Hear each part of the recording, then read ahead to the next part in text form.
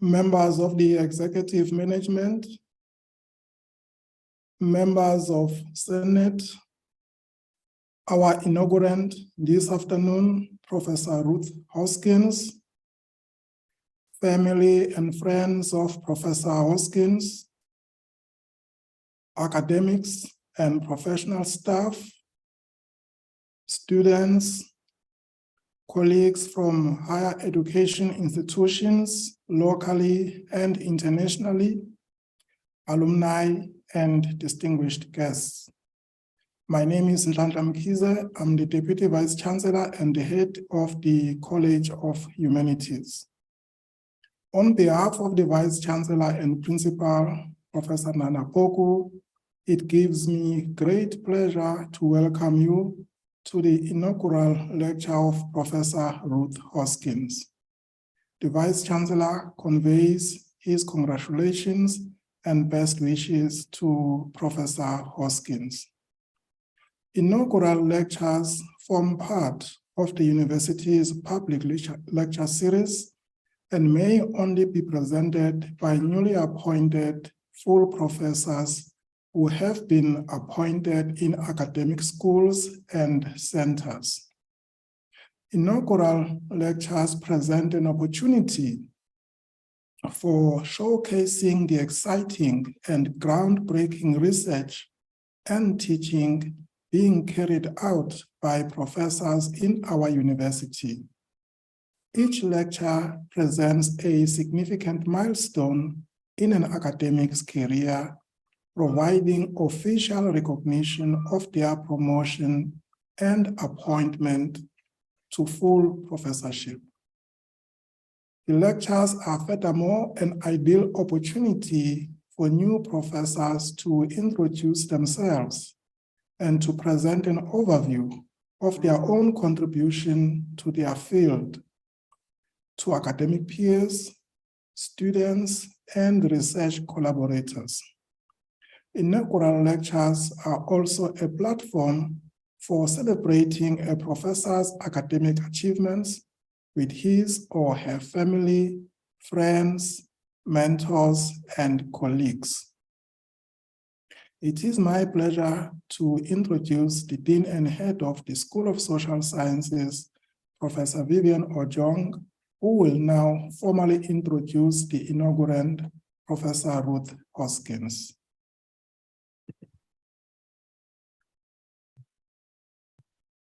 Greetings, colleagues. Greetings, Professor Mkize. Thank you for this wonderful opportunity. Professor Ruth Hoskins is a full professor in the discipline of Information Studies at the College of Humanities, University of KwaZulu-Natal, Pietermaritzburg, South Africa. Professor Hoskins holds a PhD in Information Studies, Master's in Information Studies, Bachelor of Library and Information Science Honors, Advanced University Diploma in Information Studies, Baccalaureate Procurationist, and a Bachelor of Arts from the University of KwaZulu-Natal, respectively. Professor Hoskins joined the Information Studies program of the University of KwaZulu-Natal in November 2004 as a lecturer and ascended to the position of full professor in 2019. She has held various leadership positions at the University of KwaZulu-Natal, including the Deputy Head of School for the School of Sociology and Social Studies in 2011, Acting Director for the Center for African Literary Studies in 2012, an academic leader for teaching and learning in the School of Social Sciences from 2012 to 2016. She was appointed to her current position as Dean of Teaching and Learning in the College of Humanities in 2019 and acted in the position since 2017.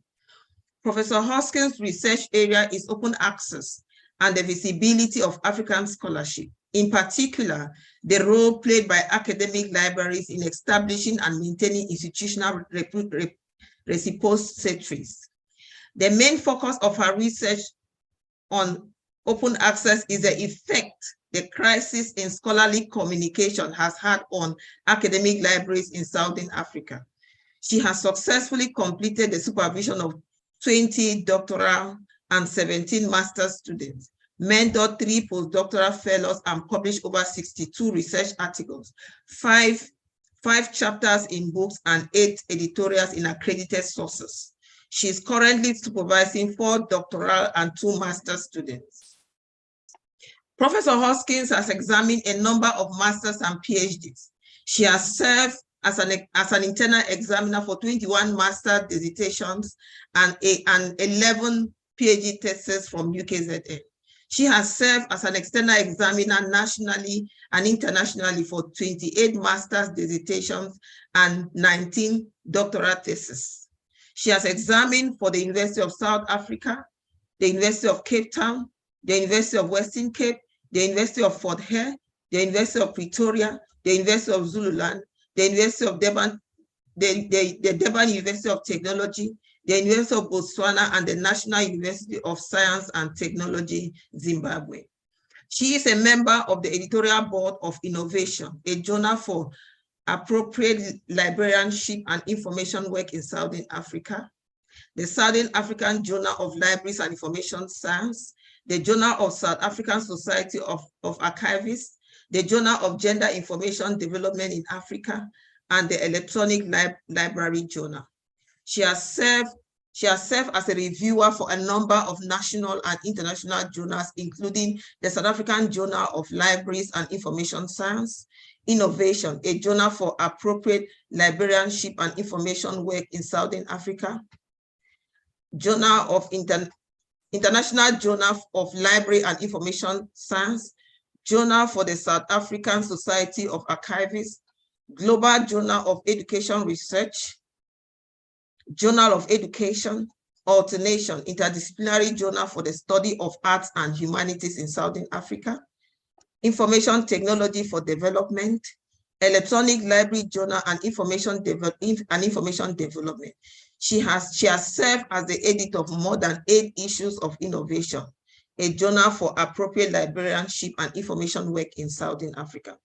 Professor Hoskins has been an invited speaker at a number of international and local conferences and workshops in the United Kingdom, Portugal, Greece, and South Africa, among others. She has delivered several keynote addresses and presented at over 40 national and international conferences, including conferences held on the continent in Botswana, Zimbabwe, Uganda, Kenya, and Malawi. Professor Hoskins holds a National Research Foundation NRF C2 rating. She has served on the NRF Specialist Committee, Communication, Media Studies, and Library and Information Science Rating Panel since 2021. In 2013, she won the Electronic Library Journal Highly Commended Paper Award for her article entitled The Influence of Open Access on Journal Cancellations in University Libraries in South Africa. She has won several of the College of Humanities Staff Excellence Awards, including Top 30 Most Published Researcher in 2019 and 2017, Top 10 Most Published Women in the College in 2017. In 2018, she received the UKZN Excellence in Teaching and Learning Award. She is a teaching advancement at universities fellow. Professor Hoskins is a member of the Library and Information Association of South Africa and the International Association of School Librarianship. She has represented the Information Studies Program on the National Heads of List Department Forum since 2015 and was a member of the Council for Higher Education, Library and Information Science Referencing Group. Colleagues, permit me to take this opportunity in welcoming Professor Hoskins to the podium. Professor Hoskins, you are now requested to present your inaugural lecture. Congratulations once more. Good afternoon, friends, family, and colleagues, and thank you so much for the wonderful introduction from my DVC and my Dean and Head of School.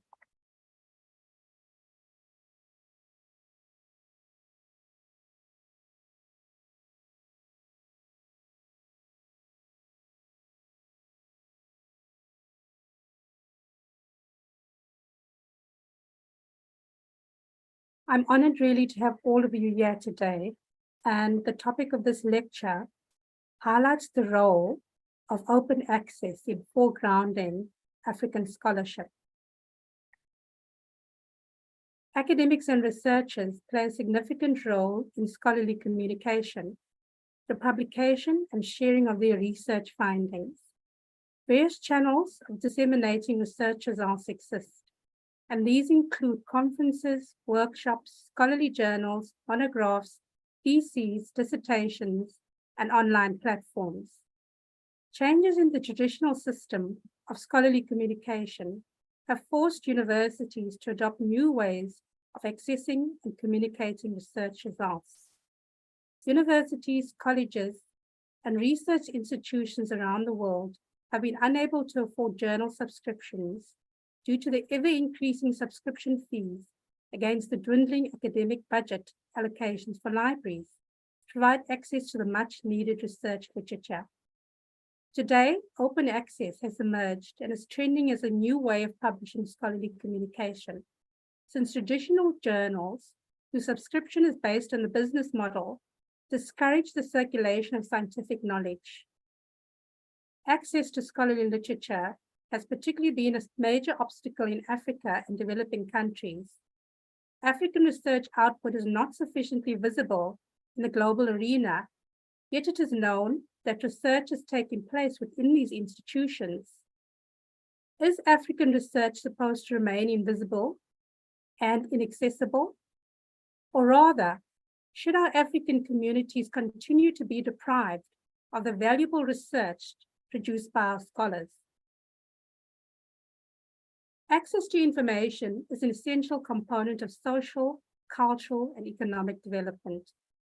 Today's democratic societies, which foster public participation in democratic processes, should provide their citizens greater access to information, which equips them with the knowledge they need in order to participate in making decisions that affect their lives. An individual's ability to incorporate and apply gained knowledge is critical for economic development and improved living standards. In this line of thought, the United Nations, already in 1946, recognized access to information as a fundamental right and the touchstone to all freedoms. In 1948, the United Nations proclaimed the Universal Declaration of Human Rights, Article 19, which called for all persons to have a right to seek and receive information. Within the realm of academic research and scholarship, access to research not only enables greater participation in scholarly communication, but it facilitates the informed deliberation on which democracies depend. Alluding to the vicious cycle of underdevelopment in Africa, the United Nations emphasized the need to address the highly imperfect access to the body of world scientific knowledge. Restrictions on access to knowledge have led to significant non-productive activity and lost opportunities for African researchers, knowledge workers, and the general public. Thus, the shared perception that access to knowledge is a key driver of social, cultural, and economic development gave rise to the open access movement. In Africa, the African Charter on Human and People's Rights, also known as the Banjul Charter, was adopted in 1981 as an international human rights instrument intended to promote and safeguard human rights. Article 9.1 of the Charter states that every individual shall have the right to receive information. Within South Africa, the Promotion of Access to Information Act was enforced by the South African Human Rights Commission, stipulating the public constitutional right of access to any information held by the state and any information that is held by another person that is required for the exercise or protection of any rights and to provide for matters connected therewith. Furthermore, in South Africa, the Ubuntu philosophy advocates for a universal bond of sharing that connects all humanity, fosters and reinforces the obligation to share scholarly literature. Against this background, it is clear that access to information was strongly advocated for by societies as a basic right for every individual. Africa does not have a long history of scholarly publishing, despite being accredited with the founding of the first university in the world. The first and oldest degree awarding university was founded in the middle of the 9th century at Fez in Morocco, followed by Al-Azhar University in Egypt, founded in the 10th century. However, scholarly publishing in Africa still lags behind in the global sphere, which paints a gloomy picture of the development of Africa's economies in the absence of research output. Therefore, research production by Africans is stifled by a number of negative influences. And one of the more significant negative influences is a limited access to scholarly information. This limited access has its roots in the steep rise in subscription costs on relatively minuscule library subscription budgets. African researchers view open access as an opportunity for improved access to scholarly information to support their research. The Global Research Report concluded that Africa's research output is smaller than expected if the potential contribution of its researchers is to be realized for the benefit of its populations. The visibility of scholarship from Africa is mediated by the enduring legacy of colonialism or the post-colonial condition. Previous research has shown that global systems and hierarchies of academic knowledge production are dominated by academics and publishers based in the global north, which positions African research as a peripheral concern. The dominance of northern researchers in academic publishing occurs even in fields such as African studies, where articles by African-based scholars are less likely to be accepted for publication and less likely to be cited. Thus, the work of African academics is often overlooked and undervalued in national, regional, and international policy debates and decision-making. An important issue in relation to research from the region is that of whose agendas are reflected. This question arises in the context of the structural imbalances in academic knowledge production. The limited local funding opportunities in Africa have been said to stifle independent research based on local priorities. Where research is funded by or conducted in partnership with the northern-based funders or academics, numerous studies have reported the latter determining the foci or design of research. This has led to research that is driven by external agendas and dislocated from an African context. Nevertheless, the direct influence of north-based actors and agencies is only one means by which external forces may shape research in the South.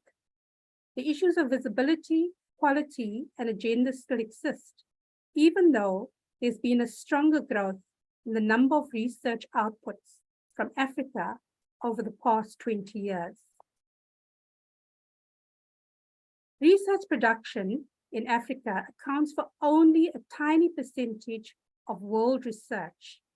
Despite this figure dropping below 1% in the 1990s, African research began to catch up in the 2000s, accounting for 3% of the world research by 2016. In addition, African research is unevenly distributed across the continent, and certain disciplines produce a small amount of research. Countries in Northern, Eastern, and Southern Africa are in a better position than those in the West and the center. French-speaking African countries are a long way behind the English-speaking ones. Research collaboration between different countries on the continent is very rare, while the majority of African research is undertaken in collaboration with research facilities in developed countries. The social sciences have a weak presence in African research, perhaps because they compete with consultancy work undertaken by international aid agencies. With the exception of research in health and agriculture, Hard sciences requiring costly facilities are also largely absent from African research, and the continent provides only a tiny fraction of patents filed worldwide. Within world rankings, subjective as they may be, African organizations have a weak presence, and French-speaking African organizations are almost entirely absent. The map of global distribution of academic article production clearly depicts the poor visibility of African research on the global arena. Academics and researchers are at the heart of the scholarly communication system. They're required to publish in renowned international peer-reviewed journals, but find themselves in an unfortunate predicament that as contributors of articles to these journals, they are unable to access them unless they subscribe to the journals. This limits the accessibility of the articles and the visibility of their work as authors. Nevertheless, studies of research in Africa highlight constraints to conducting high-quality research at the level of human, material, and financial resources. Universities are increasingly reliant on early career academics with heavy teaching responsibilities.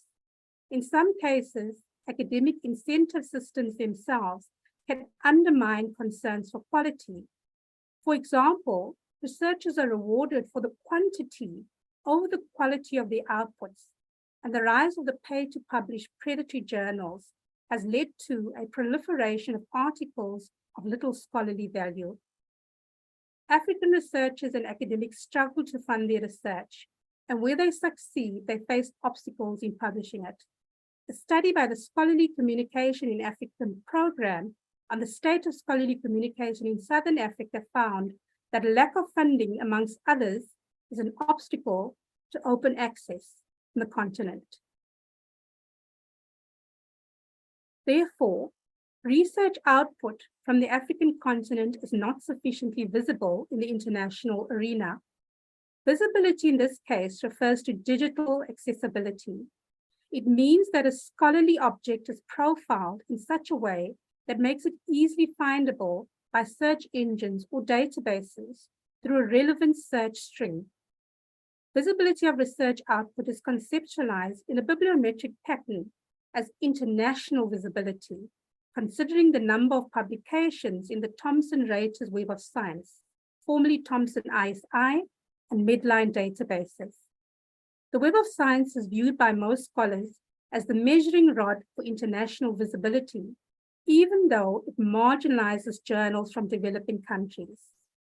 This structural inequality has resulted in a citation and reputation divide in the developing world, with a sub-community of authors who publish almost exclusively in international journals indexed in the Thomson-Reuters Web of Knowledge, while others are orientated towards research and publication in local journals on topics of local interest. While some may argue that most publications from Africa captured by the citation indexes are likely to be visible, they may not include all the publications in the countries represented, since much of Africa's scholarly outputs are not published in the Web of Science, but are scattered rather in a plethora of other outlets. As a result, they miss the opportunity of being measured in these prestigious-based indices, which reduces the visibility of African research output. Since indices statistics thus give the impression that Africa lacks innovativeness, this equality has led to the misguided notion that little, if any, research of substance is generated in the global south, and that the needs of researchers in poor countries are therefore met solely by information donated from the north. Notably, the three primary reasons accounting for the elusiveness of African scholarly research include, amongst others, that, firstly, while research production on the continent is growing in absolute terms, it is falling in comparative terms to the global north regions, reducing its relative visibility. Secondly, traditional metrics of visibility, especially the Web of Science impact factor, which measures only formal scholar-to-scholar outputs, such as journal articles and books, fail to make visible a vast amount of African scholarly production, thus underestimating the amount of research activity on the continent. Thirdly, many African universities do not take a strategic approach to scholarly communication, nor utilize appropriate information and communication technologies and innovations such as open access to broaden the reach of a scholar's work or curate it for future generations, thus inadvertently minimizing the impact and visibility of African research. Studies on research productivity, visibility, accessibility, and scholarly communication in Southern African universities established that in Southern Africa, the volume of scholarly research and publishing is very low, and what is published is slightly visible in comparison with the high visibility of Northern authors and journals. This state of affairs is attributed to behaviors of scholars who do not share the research output, exacerbated by the failure of the journals to regularly publish or remain in existence, culminating in a loss of confidence and trust in them. Only South Africa has a reasonably traceable degree of visibility. Thus, one of the ingredients missing in Africa's institutions of higher learning and scholars' approach to dissemination of research is a communication strategy. To improve visibility, a new framework based on open information strategies, the production of knowledge, publishing, and dissemination in response to challenges to scholarly communication must be developed. Integral to such a framework should be the adoption of a vision for open knowledge in African universities and the establishment of a research publishing and dissemination platform. As open access holds the potential of disclosing knowledge that has been kept hidden to institutions worldwide, universities are embracing open access to become an integral part of the infrastructure for supporting and advancing scholarly research. Scholars and researchers on the continent have experienced difficulties accessing African published research papers due to poor organization, lack of indexing, and electronic unavailability. As a result, such research has been undervalued, underutilized, and undercited in the global and African research arenas. Technology enables innovative scholarship and presents new alternatives to access research findings. The changes occurring in the scholarly communication landscape include, firstly, changes to the publishing market, including new business models such as open access, new sales models, consortium licensing, globalization, and the growth of emerging regions. Secondly, changes in how research is conducted with the use of networks, growth of data-intensive science, and the globalization of research. And thirdly, changes to public policy, including research funding, self-archiving mandates, and changes to copyright. Therefore, the changing communication technologies and ways of information dissemination, such as open access publishing systems, which include institutional repositories, are transforming scholarly publishing. As noted earlier, universities have played a pivotal role in the production of scholarly communication from their scholars and researchers.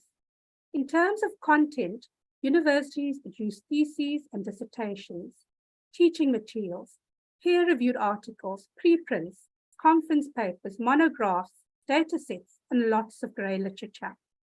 Institutional repositories have tremendously improved access to these content types, and institutions are embracing this option to improve the visibility of their research. In developed countries, as early as 2005, institutional repositories were already becoming established infrastructure components for universities. They have presented a welcome opportunity to access the once inaccessible research literature, at the same time collecting, showcasing, and preserving a university's intellectual and scholarly output. The successful implementation of institutional repositories has the capacity to revolutionize African scholarship. However, institutional repositories have not received adequate attention and appreciation in African universities.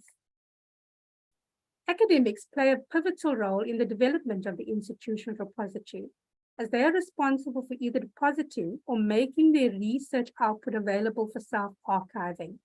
Besides, as supervisors of masters and doctoral students, they should ensure that upon completion, their postgraduate students' electronic versions of their theses and dissertations are submitted for uploading to the institutional repository. Should more research scholarship be harnessed into the institutional repository, access to scholarly content would be greatly improved.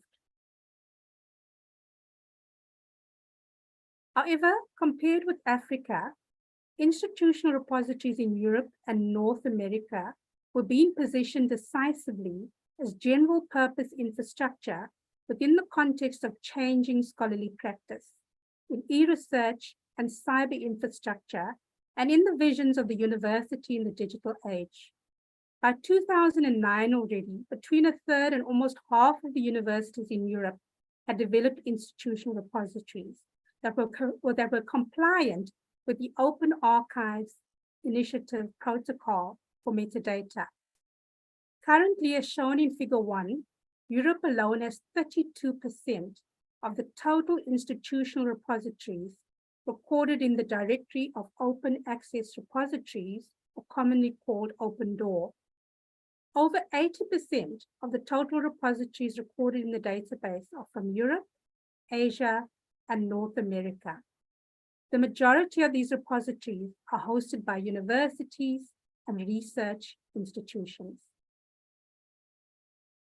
However, the development of repositories in Africa and the rest of the developing countries came at a later stage. During the first international conference on African digital libraries and archives held in Ethiopia in 2009, it was noted that institutions in Africa started collaborating to develop institutional repositories around the same year in 2009. Regrettably, universities in Africa joined the open access movement with little to no experience in the evolutionary process. Consequently, only 2% of institutional repositories were developed in African universities by 2012, and about 4.3% in 2015. As of 2022, Open Door statistics show that about 3% of the repositories were reported from African countries. However, the accuracy of these statistics is somewhat questionable, as some of the institutional repositories in developing countries are not recorded in Open Door. Thus, it would not be sufficient to reach conclusions based on the data extracted from Open Door alone. With the late ingress, Africa and developing countries face challenges in setting up viable institutional repositories. Unavailability of sustainable information and communication technology infrastructure, lack of awareness and understanding of open access and institutional repositories, inadequate skills of librarians in the development of an institutional repository, lack of policies, lack of coordination between libraries, limited knowledge about copyright issues, and lack of funding, as mentioned earlier, are some of the obstacles hindering the success of institutional repositories on the continent. Thus, there's been a slow response to the adoption of institutional repositories in Africa and other developing countries when compared with Europe and developed countries. As shown in Figure 2, South Africa is the leading country in the region in terms of open access adoption, with institutional repositories that constitute 20%. Other countries that have made significant progress include Kenya with 19% and Nigeria with 14%. Closer to home, a remarkable achievement at UKZN was the signing of the Berlin Declaration on Open Access to Knowledge in the Sciences and Humanities on the 22nd of October, 2012.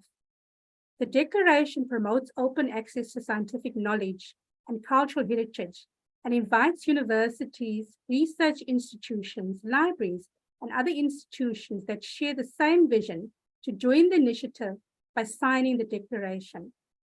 In signing the declaration, UKZN agreed, 1, to encourage UKZN researchers to make the materials available in open access through self-archiving in the UKZN and other institutional repositories or publishing in open access journals. Secondly, to develop ways to evaluate open access contributions to maintain the standards of quality assurance and good scientific practice. Thirdly, to advocate that open access publications be recognized in promotion and tenure evaluation. And lastly, to advocate for the intrinsic merit of contributions to an open access infrastructure. As a signatory of the Berlin Declaration, UKZN received a certificate on the 8th of November 2012 during the Berlin 10 Open Access Conference hosted in Cape Town. The UKZN Senate this year finally approved the UKZN Open Access Policy, 10 years after signing the declaration. Given the limited access and visibility of African scholarship, the following key strategies to increase access and visibility of African scholarship include, firstly, libraries play a crucial role in information dissemination, enable access to information through indexing and abstracting of journals, and disseminate, store, and preserve information. Therefore, librarians are crucial in creating awareness of open access initiatives at the institutions and providing training to scholars on how to self-archive and ensure their works are uploaded to the institutional repository. However, librarians have limited knowledge and skills in publishing and must capacitate themselves in this regard if they are to support scholars. Secondly, to support the institutional mandate to deposit research content, the tenure and promotion conditions of all universities should factor in the deposit of research to the institutional repository. As noted with the UKZN signing of the Berlin Declaration on Open Access, the declaration advocates for the recognition of open access publication in promotion and tenure evaluations in universities. Where open access policies do not exist, they must be developed with an accompanying implementation plan that supports the deposit of research output to the institutional repository. Since many African institutions lack the commitment to the open access ethos and are thus lagging behind in supporting open access initiatives on the global sphere, to overcome this lack of commitment, institutions must put in place a system to incentivize their scholars for depositing their research by offering financial rewards, publicizing names of those who have deposited the highest number of papers within a particular period, and providing usage statistics. And finally, ongoing capacitation of scholars jointly by research divisions and the library is essential to overcome the low deposit rates by scholars due to lack of training on how to self-archive, lack of information on the importance of institutional repositories, lack of motivation to deposit, and the lack of awareness of the institutional repository. In conclusion, African scholarship can no longer be relegated to the background. There is a responsibility on all African institutions and their scholars to ensure increased access and visibility of African scholarship. Thus, African institutions must embrace open access as a means to foreground African scholarship. I thank every one of you for attending this lecture and celebrating this auspicious occasion with me, especially the African scholars who are joining us from other countries and my family members. To my parents who taught me lifelong learning skills, my father, an artisan by trade, who found time to help me with my homework, even after a day of hard work, and my mother for instilling a sense of pride and the will to overcome challenges in life. I'm eternally grateful to both of you. I thank every one of my siblings, including Richard, for the life skills I've learned from them, which have made navigating life so much easier. Ruth Hoskins, you're a source of inspiration and renewed energy. I give thanks to my DVC, who himself is an African scholar of note, and also acknowledge my dean and all my colleagues in the School of Social Sciences. To my colleagues, in particular, in the Information Studies program, Christine, Fiona, Ethel, Zawede, Stephen, Sianda, Ibola, Francis, and Nomonde, I thank you all for the valuable lessons I have learned from you on how to be a good scholar. Special thanks to my supervisor, Professor Christine Stillwell, for being a role model to all female scholars and revealing how to play the game to succeed, even in a profession dominated by male scholars. My advice for emerging scholars is to remain focused and not to be swayed by any stereotypes or opinions others may have of you. Your success as a scholar is dependent on how you will approach and navigate the many challenges we face in higher education, and your ability to remain flexible will be key in determining your success. I thank you all.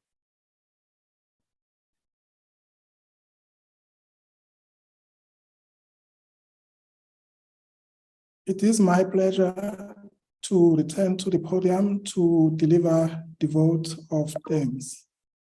First, let me thank Professor Ruth Hoskins for the inaugural address that she has shared with us today on African scholarships and the dynamics of knowledge production. Your academic journey is an inspiration to our staff and students. As UKZN, the college and the university appreciate the wisdom, passion, and strategic leadership that you bring to your portfolio as the College Dean of Teaching and Learning in charge of approximately 17,000 students. Your student-centered leadership and pragmatic approach to problem solving has enabled the college to rise above many challenges. We are also grateful to your family, who I am sure have had a lot to do with your studies, and I am sure that many a times they might have missed you as you were buried in those books. I am certain that they have made a telling contribution towards your career. Today's lecture has been attended by many delegates nationally and internationally. We thank you all for celebrating Professor Hoskins' successes with us. I would like also to thank colleagues in the School of Social Sciences, the college, and the university for providing a supportive and collegial intellectual home for our inaugurant. Today's lecture would not have been possible without the meticulous organization from two offices, in particular, Corporate Relations and the Registrar's Office. We extend our appreciation to the Corporate Relations Office, Ms. Zondo, Ms. Pamela Adams, Ms. Zulu, and all the team for their support. We are equally grateful for the support we have received from the Registrar, Dr. Cleland, Mr. Mark Tafts, Mrs. Sandy Ramsurup, and all the colleagues in the Registrar's Office. To Kurt, Musa, and our technical team that has worked behind the scenes to ensure the smooth delivery of the lecture today, we thank you.